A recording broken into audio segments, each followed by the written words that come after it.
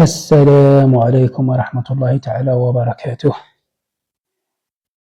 المسلسلات بصفة عامة وأجندتها في ضرب الإسلام والثوابت. جميع المسلسلات يعني ما يسمى بالوطن العربي، سورية، مصرية، ولكن اليوم سنخصص كل شخص يتحدث عن عيبه كما قال لك. اليوم سنخصص يعني المسلسلات الجزائرية، زعما مسلسلات أنا عندنا خطرة في العام هما يديروا مسلسل ولا زوج وكيدير ذاك مسلسل ومتخصصين في شهر رمضان. خلينا نضربوا أمثلة يعني على السنوات هذه اللي فاتوا. يعني المسلسلات التي يديروها في القنوات الفضائية الجزائرية وكل شيء ليست هكذا عبثا، وإنما عندها أجندة ضرب الإسلام والثوابت، ثوابت تاع المجتمع الجزائري. المجتمع الجزائري كبقية المجتمع عنده ثوابت ما يقدرش يخرج عليها ولا يشذ عليها، وبهذا الفعل هما شا يديروا يعني يضربوا عصفورين بحجر واحد. منها يطرحوا الأجندة تاعهم ذيك تاع نقولوا تاع التسيب وتاع راك فاهم، ومنها يضربوا الدين الإسلامي بطريقة غير مباشرة. كمثال خلينا نشوف مثلا شفت كيما ذاك المسلسل ذاك اللي داروه مش عارف السنة في رمضان السنة ولا العام اللي فات، هذاك نورو كيما نقولوا طفل مراهق في المتوسطة ويبيع في الكاشيات ومنه كذا. شفت حوسي وصلوا ذي الفكرة ذي الفكرة باللي المراهقين صايب بيعوا الكاشيات تصنعوا ديروا كل شيء، وكذلك بالنسبة للطرف الآخر الإناث يعني صاي يتمشوا حرية، وخاصة مع أن القانون سيضرك مع هذا تاع السيدة وصي أصبح يكفل هذه الأشياء. مادام الجزائر صي كانت متحفظة ورفعت التحفظ صي خلاص يتهضر معاك كيما يقول لك قانون السيدة وصي. وكذلك مثلا في المسلسل الآخر هذاك تاع اللي مثل فيه خاصاني هذاك صانع حاجبه ومنه جمع الحب والعشق، ويحاولوا يوصلوا واحد الفكرة تاع التسيب تاع باللي كيما في عالم الغرب. في عالم الغرب صاي الفتاة يعني صاي عندها حرية وكتحك 18 عام حرية أكثر، وأفراد العائلة كاع على بالهم بلي راها مصاحبة وعندها بوي فريند تاعها وكل شيء. فيحاولوا يغرسوا الفكرة هذه عندنا هنايا اللي احنا مسلمين، الأفكار بعيدة علينا.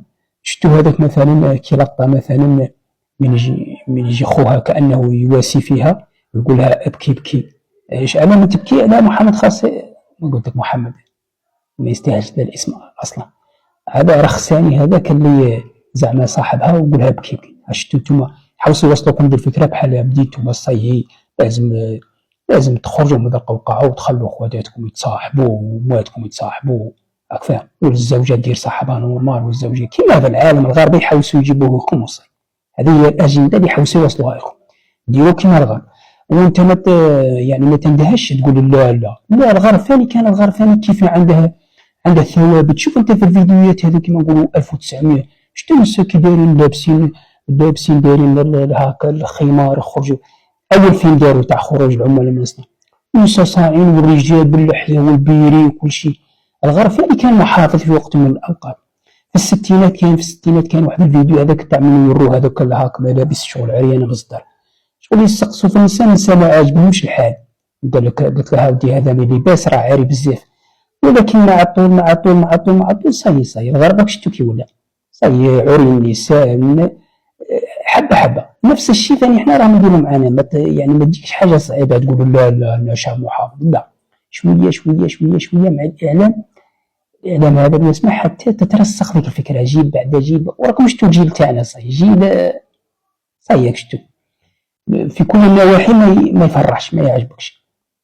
هذه الأجندة الأولى أنه يدير لك تسيب بشوية يضرب لك الثوابت حتى تولي تجيك حاجة عادية صاي. الأخ أختها تصاحب والزوجة تدير صاحب وزوجها بعلم وهكذا تنتشر الدايرة هكا. هذا كما قلت لكم ضرب عصفورين بحجر واحد. هذا ما يخص علم الثوابت.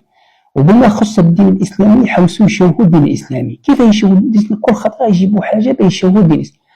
مثلا شفتوا ديك الظاهرة هذيك تاع من يقول لك خطف الأطفال وراه تديهم وحدة لابسة الجلباب، هنا يشوهوا الدين الإسلامي. كيولي كل مرة هاكا لابسة جلباب تخاف فيها، بالك تخطف الأطفال، بالك دير راك فاهم. وهاكا كل خطرة مثلا خطرة يديروا مثلا ما تحسيش أنت تخيل عندك يعني كل الحرية أنك تتخيل، وهذه ما تحسيش مرة من المرات يولوا يحاولوا يوصلوا فكرة يديروا واحد مثلا بولحية هاك أخ يروج المخدرات ما تحسيش كاع. المهم هذا هو الغرض تاعهم، يضربوا عصفورين بحجر واحد، ضرب الثوابت شويه بشويه وضرب الدين الاسلامي. يولي واحد كيشوف واحد بولحيه ديجا راه بدات ولا غير يهضر معاه واحد يقول اصحاب الحايه ولات التهمه كذلك واجده، واحد ينهيه ولا يقول له هاودي على الشيطان شاك دير، يقول انت ما تخالي مش عارفين كاع ما تخاليش تاهي كاع بما تنسب.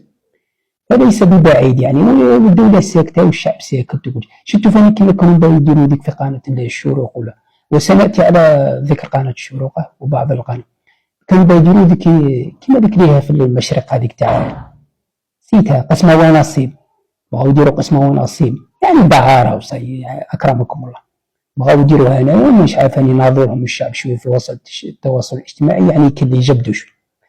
فليس ببعيد قلنا راهم يضربوا في الثوابت الدينيه، مثلا يديروا يقول لك المراه ليها بجبابيه لتخطف الاطفال، هذيك تاع ترويج مخدرات يعني المراهقين كل شيء. ليس ببعيد ربما في مره من المرات يديروا مسلسل اكرمكم الله هكا يعني على الدعاره، يديروا القواده والباترونات تاعها المراه بالجلباب ولا واحد ملحيه.